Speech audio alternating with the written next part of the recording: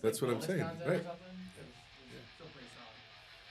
All right, so just roll into it. Yeah. I'll introduce and then you jump into the topic. I don't know where you want a free form conversation because it's not really. All right. All right, everybody. Welcome back to Into the Lion's Den with your hosts, Ryan Karras and Christian Griffith, brought to you proudly by Pride Roofing and Construction. And hopefully Zen. I went like this. Hopefully you can time the rawr. All right. So today we're going to spin into a different topic. We've decided to kind of just free flow a little bit and talk about some of our personal experiences in the world of fitness, what fitness has done for us, are the things that we've learned there on the discipline, what that's done, applying that in other areas of our life, so on and so forth. So I'm going to let the biggest guy in the room tackle that one.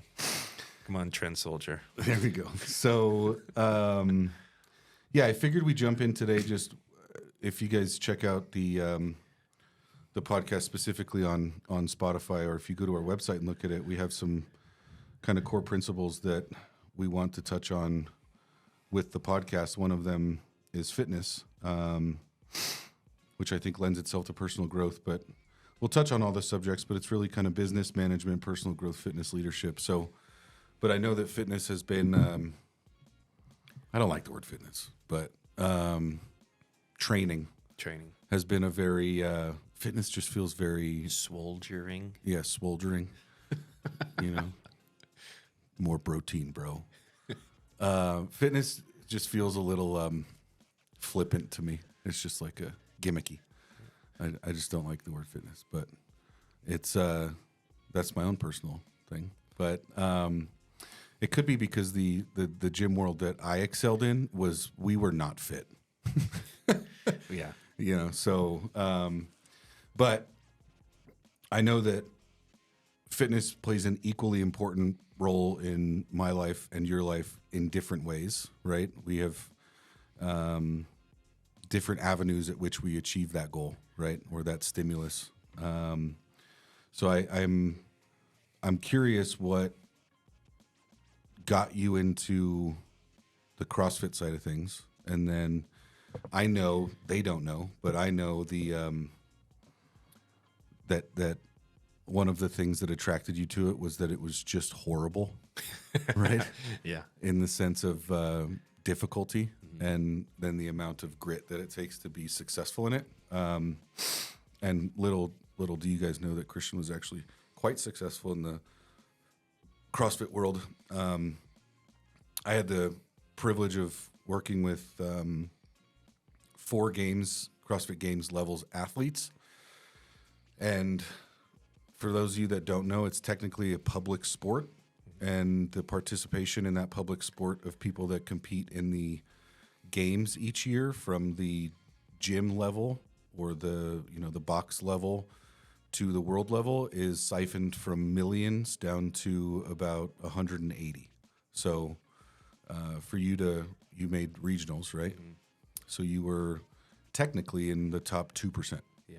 Right. And it was the Southwest region, right, which at that time the biggest. It was the biggest, and it housed because this was like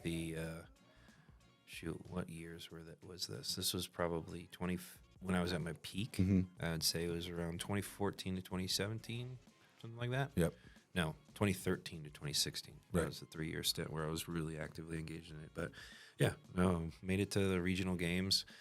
That kind of burned up in flames because of bronchitis and a couple other things. But you trained yourself sick. Yeah, but but yeah, it was cool because I was in the same league as like Rich Frowning and Jason Kalipa and right, some of the like legendary athletes. Obviously, they're not on the top of the podium any longer. Well, Rich Frowning's basically winning at everything that he does, but pretty much. But anyways, what was cool about that timeline, I'll go into how I got into the world and why I liked it, but what was cool about that timeline was you can, in the sport of CrossFit, you can actually compare. You can like post your results on like, there's like the standard CrossFit forum, and then you could put them on like Beyond the Barbell and some stuff like that. But you can actually look at the cornerstone workouts or the foundations workouts, like the ones that are named after women, like Grace and Annie and those ones, because they're a standardized, structured workout that everybody does the same way, and they can post it. And I had results comparable, and it showed my wheelhouse, so like in certain ones I would beat Rich Frowning, in certain ones I would beat Jason Kalipa, stuff like that, but all around they would whoop my ass, so I just never made it that far. But part of that probably was a little bit of my tendencies outside the gym as well, so drinking and stuff like that. But anyways, what got me into CrossFit and why I lean towards that, I had a coach, Kevin Contreras. He was my high school wrestling, or he was an assistant high school wrestling coach. His wife was the choir teacher at Eaton High School, and those guys were really paramount. And I mentioned in other videos, there were some people that took like fatherly type roles, or like just somebody I really looked up to. Kevin was one of those people. I mean, he still is. I don't really keep complete contact with him. I'll see him occasionally, or I'll hear from him occasionally and stuff like that. But he truly believed in me, and he understood that my personality was like a rather die than quit type of person, and he knew that from the wrestling room. And he actually helped me get in touch with Miles Van Hee, who was a wrestling coach at Western State. Now he's the athletic director up there, and my training partner was actually the head coach up at Western State and stuff now, Charlie Pfeiffer and stuff. But anyways, he and his wife opened a gym, and I think it was sophomore year of college, or was it junior? I can't remember. One of the years he encouraged me to come in, because we had a training regiment that we had to do and document our stuff for wrestling and things like that. And he's like, look, this is better training. And I hadn't known anything about CrossFit at the time, and it really stuck with me, but it not for the reasons that most people would understand. I think the fire breathers that watch the show, when I say fire breathers, I'm talking strictly about the crazy CrossFit athletes that are on the peak. They know that when you say fire breathers, it's because there's certain workouts where you literally feel like your lungs are on fire and your body's about to fall apart. Yeah. So for the audience, that's the burning sensation in the bottom of your esophagus into the top of your chest. That's actually the alveoli bursting in your lungs and actually bleeding. So I loved it. I loved that shit, right? Like, and there was something that I got from being, because the thing that attracted me to it, because like I was never like amazing at any individual sport, because I always did so many sports. Like if you narrow down your focus, we've been talking about this on these shows all the time. If you narrow down your focus, you can become incredibly dominant at that one thing. But I never did that growing up athletically. I was in baseball in the summertime. I was in football in the fall. I was in wrestling in the winter, and then kind of rinse and repeat. And I was always in a sport, so I never got like amazing at it. But I always wanted to be incredibly good at all of them. But in CrossFit, there's like 5 pillars of athleticism that you work on, like including metabolic conditioning and gymnastics and balance coordination, cardiovascular, so on and so forth. But like, you have to be amazing at all of them simultaneously to be a games athlete. Right. And in order to do that, you have to go far beyond what your body will ever like willingly let you go, unless you force yourself to go. And I loved it. It was like I could go to this dark place and I could achieve something every day that I knew nobody else was feeling at that time. And I mean, obviously there's a lot of people who do CrossFit and stuff and they feel the same feelings, but it was like, I'm doing something that like less than 1% of the world's population is even capable of doing, and I'm excelling at it. And it just drove me forward. And it was, that's CrossFit, the dark place, seeking some kind of, I don't know if it's a refuge in my own head through pain. Mm-hmm.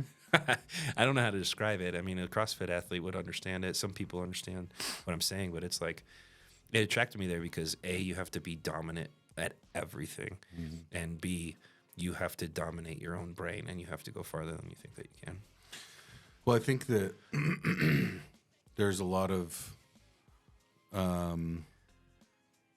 parallels there between going to that dark place and a lot of the stuff that we do with business of like mastering the mundane, doing the shit that nobody else wants to do, keep the simple tasks simple and just get those done repetitively. But I'm what were your what were your stats you're most proud of? I know you had a pretty stellar Fran time. Yeah, I had a great Fran time.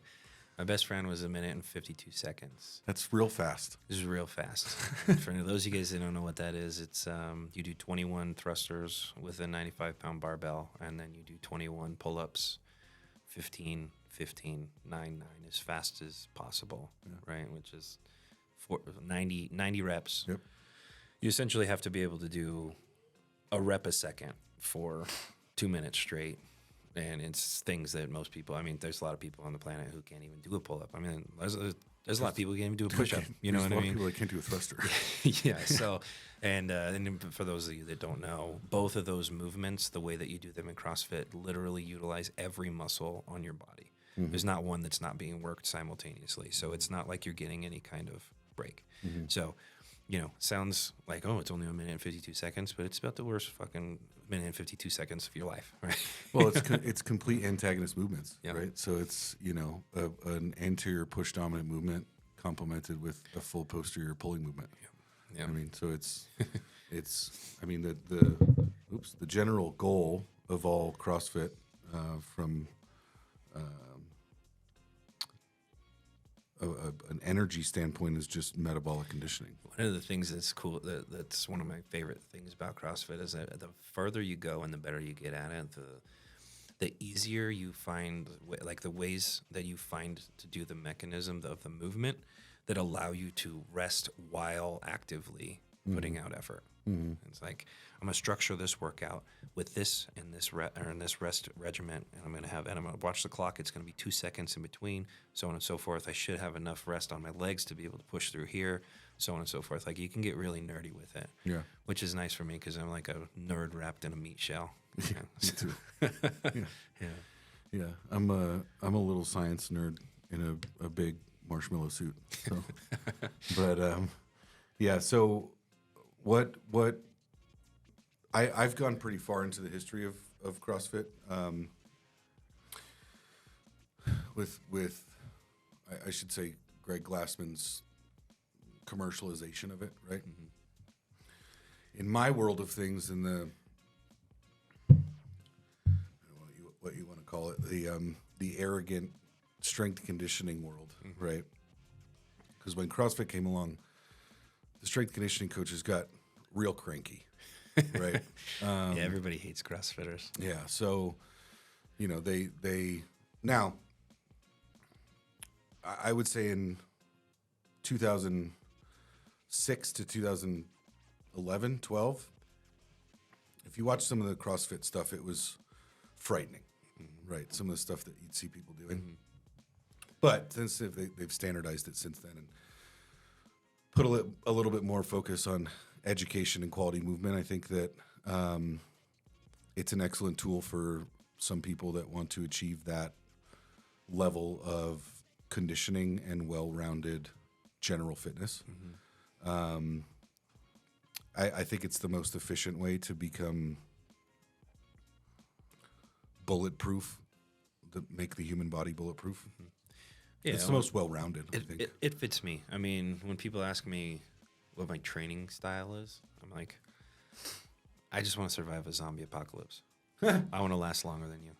And it fits.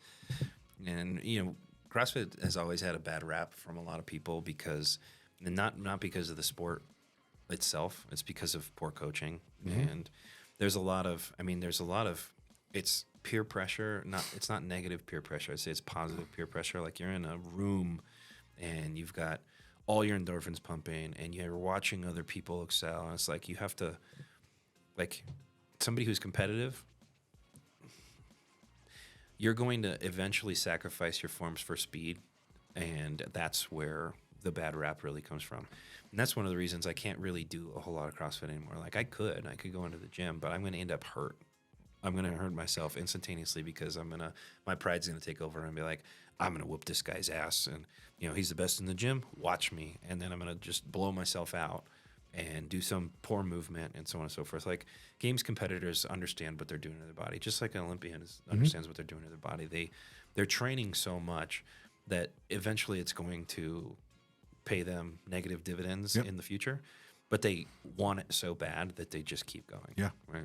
I mean, that's one of my powerlifting colleagues who is sensational at the sport of powerlifting was just interviewed. He just had a kidney replacement or a transplant. He's 34. Wow. Right. So it was predominantly from an autoimmune disorder that was genetic, that his immune system attacks his kidneys, and his kidneys basically went into failure when he was like 32. But there was a lot of PEDs on top of that. And he openly admits, like, you know, I didn't do myself any favors, but he's documented his journey of like pre-transplant being on dialysis for years, and then what that did to his training regimen. The dude like lost probably 50, 60 pounds of muscle and then regained 70, 80 pounds of inflammation, just water retention from being on dialysis. But he was interviewed the other day about like, so when are you going to get back into powerlifting? And he's like, never. He's like, people have a misconstrued idea of what I would say, like the 95% of the CrossFit population, I would say is like weekend warriors, right? They're like, it's a hobby.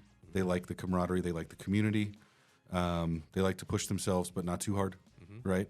And they're generally in better shape than most people, right? Yeah, and they like to do it with people. Right. They're social butterflies. Right. So same thing with the world of powerlifting. Like the amount of people that would come up to me when I was, you know, competing at the world level would be like, I really want to start powerlifting. I'm like, okay.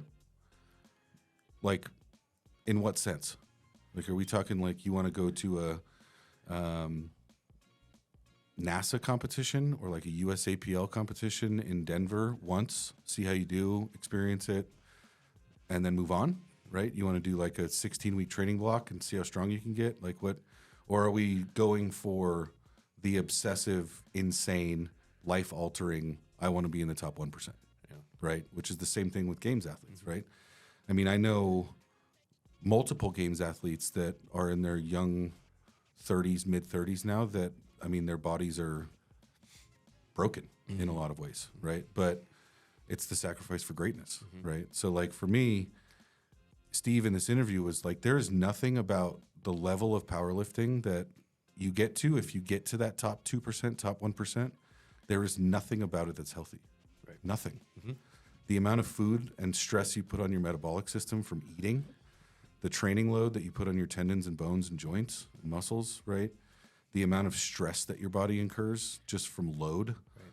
The amount of usually every powerlifting federation at the top, 1-2%, everybody is taking PEDs of some kind, right? And usually the PEDs that are associated with strength sports are the most harsh on the body, especially right? your kidneys, right? Yeah. And have the most detrimental effects on your overall health. Like, will literally drop 10, 15, 20 years off your lifespan if you run them for longer than 6 months. And like the guys that I was around, they were like, fuck it. I'll do whatever I have to do, right? Like the first time I walked into Louis Simmons' gym, I was 23 with my old coach Travis, and it reminded me of a prison. Like, it was grimy. Everybody that was there looked like they were just trying to fight you, right? Loud metal. Loud metal. Everywhere. Yeah. Like you bust out a foam roller and you get jumped, right? Like, you don't get on the floor because you're afraid you'll get staph, right? Like, grimy. And but for me, that's like in my, I think what drew me to strength sports,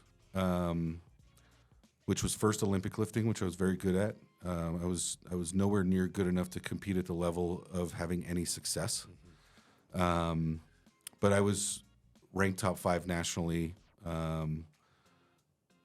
But the allure that drew me to Olympic weightlifting was the complexity of it and the gracefulness of it, right? of like, Yeah, it's barbell physics. It's so different than everything else. yeah, it's literally like one of Zygmunt, he used to be the coach for the Olympic team for the U.S. Little Greek guy who is 5'2", right?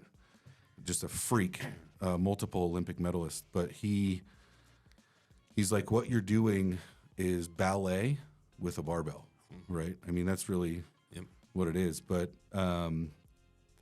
what drew me to that was the complexity of it. But what drew me to powerlifting was there was so much relatability for me in my upbringing to feeling like an outcast.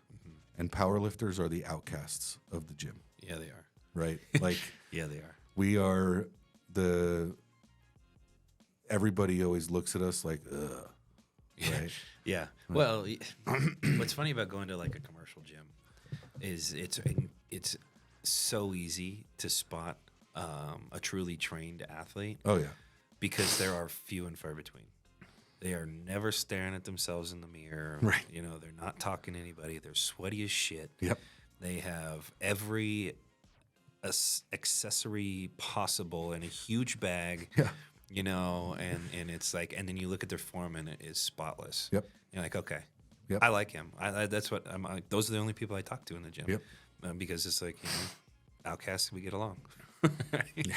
You know, so, but yeah, I mean, we probably talk for ages. Yeah. About you know, what got us into it, but maybe we should spin the conversation into what we think that it's done for us to have seen, you know, further extents at the peakness of things than your average person, and what that helps us with these days. Yeah, so I think for me there was a big shift for me. I mean, I'll remember this to the day I die. There's a guy that owns a gym in Albuquerque. His name is Slade Jones, and he kind of brought me under his wing right after I got sober. I didn't know much about the industry. I didn't know much about lifting other than, you know, the silly lifting you do in high school. And he was a power lifter, a small power lifter, but a power lifter. And a brilliant strength conditioning coach. And he watched me lift one day and he was like, have you ever thought about strength sports?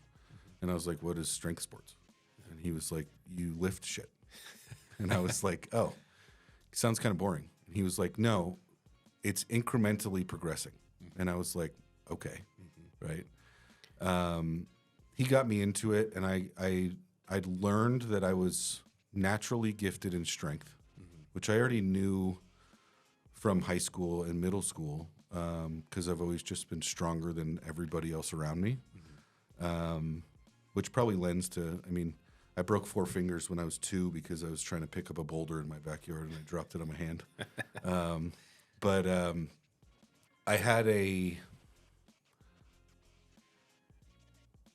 very intimate relationship with the incremental progress of powerlifting. So I could achieve and feel success with very, very small gains in my lift, right? So 1 pound, right,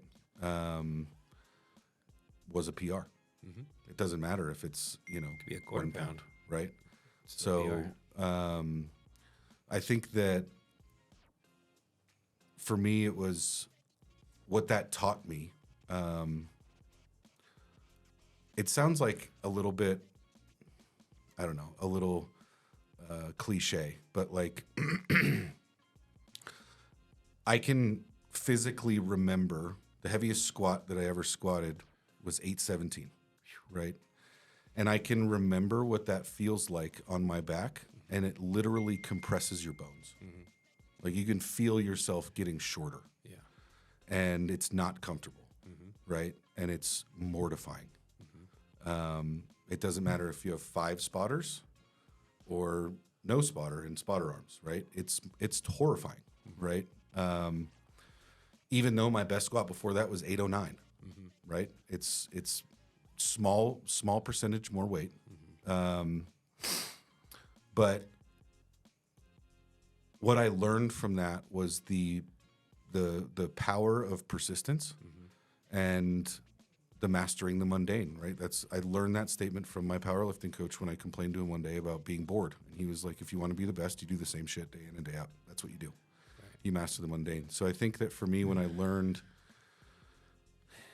what it helped me with was understanding that appropriate goal setting, and that if I can conquer the fear of not blowing my knees out or my hips out, or my spine, squatting that much weight, there's not a lot that's not really achievable. Right? Because, I mean, how many people get to that level in any sport, right? Whatever that is. It's a very, very, very small percentage, right? So I think what it taught me was that you can genuinely just do whatever you put your mind to, right? As long as all the other things coalesce with that and coincide with that, you know, sleep, diet, deloading, taking care of your body. If I check all the right boxes, then whatever goal I have is achievable without any doubt. Yeah. As long as I do what I'm supposed to do. Yeah.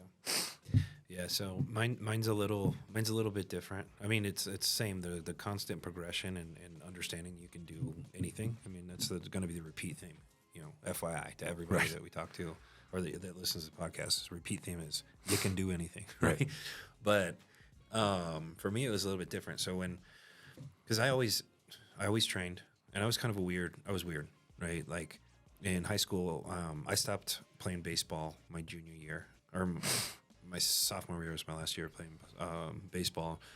Long story short, but it's a really political game in Eaton, Colorado. I mean, the dynasty. Anybody who knows that, you know, it was a dynasty. I mean, countless, whatever, accolades and state championships and whatever. But anyways, I got so upset about it that I wanted to do something else. And I had a coach who was like, maybe you should try throwing discus. You know, you're a big guy. You should try throwing discus. Right? I was like, all right, cool. I can hang out with the girls this time instead of the guys, right? Whatever. But when I say it was weird, what I mean is, like, I was about 200 pounds in high school, maybe 180, 190, sometimes 200 pounds, depending on how close to wrestling season I was and stuff. But I found that I was an excellent distance runner. Which is bizarre. I have these photos from when I was competing at like state and stuff in high school. Because you look like a monster. But I was twice as big as everybody else and 3 times wider, you know, and I'm just smoking these tiny guys. And it was, you know, in my mind, it was like there wasn't a filter. There wasn't that pain sensor. It was like, the faster I go, the faster this is over. So let's go, you know? And it just kind of fit. And I had these horse lungs, you know, and I was, like I mentioned, I was a third period wrestler. Like, I was just better conditioned than everybody else. So, like, I had been training, and I've been training hard my whole life because it just made sense to me. But when I started doing CrossFit, what I found out was, you know, I was immediately great at it. But I wasn't like next level great. And my coaches started working with me on technique. And what I had to do was basically, you know, set my pride aside and go completely backwards and start over with like basic fundamentals, like squats with a PVC pipe, you know, and like learning how to do concentric motion off the ground with a bar, with a pipe in your hand as the only thing I did in the workout. I'm just driving myself crazy. But what happened was, because they knew that I had maxed out my own personal ability, they're like, you need real foundation. And they took me all the way back. And what was crazy about it is, once I finally found the mechanics, I figured out the way my body was supposed to feel, I just skyrocketed. Like, I was double tripling my scores, you know, just like destroying my old numbers that I had when I first started. And that's one of the things that I think is one of the most valuable things for me in what we do now, is like, I focus all the time in business on preparing our foundation, making sure our foundation is rock solid. There's no cracks. We did the surveys and the assessments on the land. We did pre-foundation. We did it right. We did foundation. We did it right. It's wide enough to build high. And I think that's one of the reasons that I'm so grounded in that concept is like, if we don't do this now, we're going to have to do this in the future, which means we're going backwards. And that's the opposite of anything I've ever wanted. Right. So it's like building foundational principles and figuring out, utilizing this. One of the reasons on the podcast, we want to bring in other, professionals and stuff like that is like, maybe there's stuff that we have the wrong mechanics on right now. Right. And all we have to do is have a conversation for it to click. It didn't take them long for it to help me click. Right. But when it did, it was like fireworks. Yeah, dude, I don't know if you know. I think I've brought him up to you a couple of times, Chris Duffin, but he's a PhD in aeronautical engineering. He was the chief engineering officer for Boeing, right? And like, if you met this dude, you'd be like, no fucking way. He is jacked, like out of his mind, covered in tattoos, right? So he owns a company. He's called the Mad Scientist, and he owns a company where he fabricated gym equipment specifically for his body, right? Deadlift 1,003 pounds for 3 reps at 241 pounds. Yes, 5-timer. Yeah, That's crazy. So crazy, right? And I had a moment like that as well, right? That I was hitting a plateau. I was trying to get to a 2,000 pound plus total at 220 for squat, bench, deadlift, and I was at like 19. I think I was at 1908, and I was at a plateau for, I kid you not, like I think 18 months, and it was the most frustrating thing in the world. And one of my buddies was like, "You should go to one of Chris's seminars and learn about neuromuscular diaphragmatic stabilization." And I was like, "What the hell is that?" So I was like, "Okay, I mean, I'll go, right? If it'll make me better, I'll go." And so it was understanding the principles of maximizing pressure or PSI in your diaphragmatic system, right? And then using that to synergistically, right, connect your joints to joints so everything moves in unison, right? So I had Chris kind of tweak my lifts here and there, tweak some of the patterns I was doing. And within 3 weeks, I crossed 2,000. Wow. Right? Which to me, in correlation to what you're saying, is like, like if we think of Kevin, right? How valuable is just another set of eyes? Incredible. Just a different set of eyes, right? It was life changing. When we say Kevin, if you haven't been an avid watcher, he was our business consultant. He came in and he helped us reframe everything. It's like we weren't doing things like we had the right intentions. Right. We didn't have the right plan. And you think, and some of the stuff that you'd hear from Kevin, or like some of the stuff I heard from Chris years ago, I was like, why didn't I think of that? Right. That's literally so simple. Yeah. It's right in front of my face, right? But it's just the value of an exterior or external perspective, right? To be like, oh, I'm not entrenched in this every day. So I can look at it from a different viewpoint and be like, oh, here's the problem. Let's just try this. And then you try that, and it's like, pow, Yeah. right? Yeah. And it's I mean, since the day I met you, I've told you, like, I am a gigantic proponent of always learning from the people around you and hiring people to teach you, right? Yep. It's like, if I'm not the expert, I'm going to find the expert and pay the expert to teach me how to be the expert, right? Yeah. I mean, that's why people in the business sit in the positions that they're in. Right. Right. It's actually I had this conversation earlier today with one of our reps, and I was like, look, I'll never claim to be the resident expert. Right. Like I've done a lot of time in understanding what we do, the core of what we do, but I have no idea what a 30-year veteran working with his hand, Right. with his hands has done. Right. I have no idea. Right. Me trying to fix things at my house is like laughable. Right. Right. I own a construction company. Like, how do we, how do we get here? How we got here was putting those extra sets of eyes, the experienced ones, in the right places to work synergistically along with each other. Right. Right. Right. Yeah. Compress your diaphragm, work synergistically with all your joints. Right. Yeah. Imagine you and me going out and doing a gutter job against Dave. We look like Just the imagine Two what Stooges. imagine what ours would look like, and then you got Dave, and he would just work in silence and just bust it all out. It would be perfect. Yeah, he'd be done in an hour. It'd take us 8 hours. I'd be crooked, and Everything would be broken. They'd all leak. Exactly. Yeah. So. Yeah.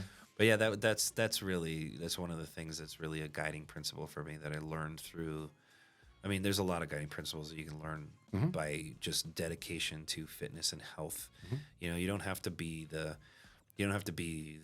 fire breather. Right. You just have to understand the values of discipline. And then when you find that thing that opens up your mind to like, I'm obsessed with this, and you dive into it and you spend time, it gives you confidence. It gives you all kinds of confidence. Like in the wrestling series that we did, we were talking about how, you know, Dan Gable said, you know, once you've wrestled, everything else in life is easy. It's like, if you challenge yourself physically and you do it regularly and you put yourself in those uncomfortable situations and you teach yourself that progressive, positive feeling inside your body, and you apply that same concept to the work that you do, I mean, man, it's fireworks. It's fireworks. So, Yeah.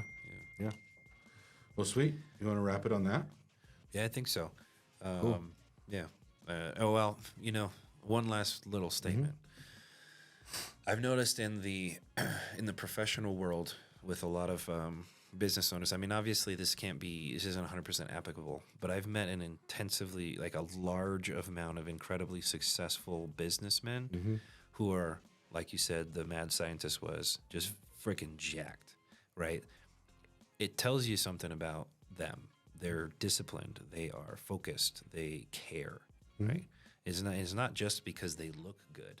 The majority of people who look like that didn't aspire for aesthetics. What they were aspiring for was whatever that goal was, and aesthetics was a byproduct. And that's something to be said about it, right? And people talk about this too, about, you know, look good, feel good. Like, you don't have to look like a Greek god, but if you feel good, you're going to perform well. It's like the statement that, you know, I'm sure you get sometimes. People say to me at the gym, they're like, dude, how did your arms get so big? I was like, deadlifting? That's funny. Yeah, I actually I can't remember who I was talking to. Is this guy at the gym that I met who's he owns a small company, and he's like he was saying, I can't remember what the heck he was saying, but he's like, man, how do you get the back that you have, and how do you work on the arms? And I was like, dude, I haven't done an arm workout since high school. Right. Like, curls, what the hell's a curl? Right. You know, like, I know what it is. I'm like, you ain't gonna find me doing it. Yeah, but that's a whole nother topic for another conversation. Yeah. But it's But I mean, you're totally right. I think that I have an immediate unspoken level of respect for somebody that walks in the room and holds themselves or has a frame that I know shows dedication and hard work. And that could be that they're big. It could be that they're muscular.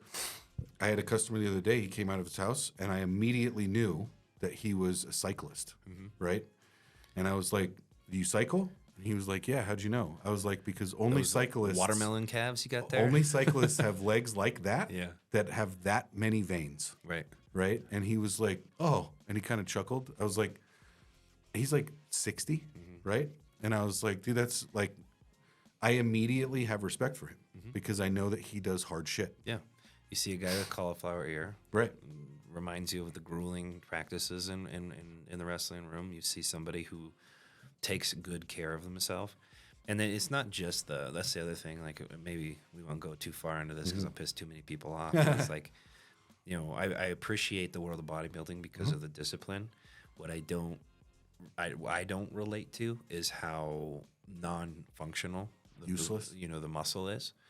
So it's not something I get into. So when I say like Greek god, sometimes the biggest people that you meet are fairly weak. You know, so like I have respect when I understand that they've disciplined themselves to know just basic fundamental principles. I saw a guy who was like, he was probably 115 pounds, and he had perfect squat form. He was wearing his Ollie's, you know, and he had he warmed up the right way, and he had perfect squat form. I went over and I said, dude, good work. And he's like, You serious? And I was like, yeah, I'm serious. Like, it takes some time to actually just understand how to move your body. Right. You know? And so, but yeah, it's a thing. It's like, there's an immediate respect that I give. And I think that can be said for, you know, clients who work for us and or with us and stuff like that. It's like there's already an understanding that you're going to work diligently on this project or on this thing because you work diligently on yourself. And that's the last bullet point. It's the most common sarcastic remark we get that I know you take very heavily as a compliment, as do I, is when customers are like, Jesus, do you have to be like a bodybuilder to work here? And I'm like, kind of. Yeah. Yeah. I mean, yeah. I mean, I do expect that you take care of yourself, right? So, but yeah, there's such good videos on that. I don't know if you ever saw them on YouTube, the power lifter versus the CrossFitter versus the Olympic lifter versus the bodybuilder, right? And they would all just do lifts and, you know, events that played to their specialties, right? And it was like the first person to always lose was the bodybuilder. But it's not to I didn't mean to like say that to trash talk the bodybuilder. No. It's like, but that's not the conception I'm trying to get across in the conversation. It's about the grounded fundamental principles and fundamentals. Yep. Like when I know that that's there, like I'm like, dude, we can be friends. Well, transparently, and I've told many people this, that, and I've worked with quite a few IFBB pro bodybuilders. Nobody comprehends the level of discipline that those people have. It's insanity. It's more disciplined than any martial art. It's more disciplined. Like, martial art is disciplined in martial arts, right? Bodybuilders who are that competitive and that successful, they have discipline for every minute of every day. Right. Of what they eat, what they drink, what they do in the gym, how much they sleep, what they do to recover, everything. Yeah. Right? Yeah, my wife, she just competed twice, not last weekend, but the 2 weekends prior to that. And, you know, it was an entire era of the training that she went through. It was wake up at this time, do this thing, measure the meals, and it changes incrementally. And there's just constant, incessant focus on it. So like, I still have very much a firm, huge respect. Like I'm like, it's just not it's just not my thing, right? So it doesn't have to be, and it's like you fucking crushed it. Right. So good job, you know. Yeah, you chiseled your. Plus, she looks amazing, so I'm like, there you go. You know, la la. So. Anyways, but yeah, that's the last point I wanted to put on that one. I know that we probably would get to that at some point if we ran a series out of this, but I think it's important to say that it's like there is something different about people who stay fundamentally grounded to the principles and the basics, and you can see it. You know? So, anyways, thank you guys for tuning in to Into the Lion's Den. We appreciate all the responses that we've gotten from, peers and people online and so on and so forth. We'd love for everybody to get engaged. Ryan stated it. We are on Spotify, which is exciting. We're advancing forward. So official. We're official as a whistle. We'd love to get some subscribers. Please like and subscribe, like I said. Send this to people who you think it would fit. Like I said, the intention is to get really entrenched with our local community, but we don't want it to stop there. Send it to anybody that you like if you think that they need to hear some words about how you can do it and just stay grounded. Maybe we're the right guys to speak some affirmation to them, right? Let's do it. But thank you for tuning in. Catch you on the flip side. Later.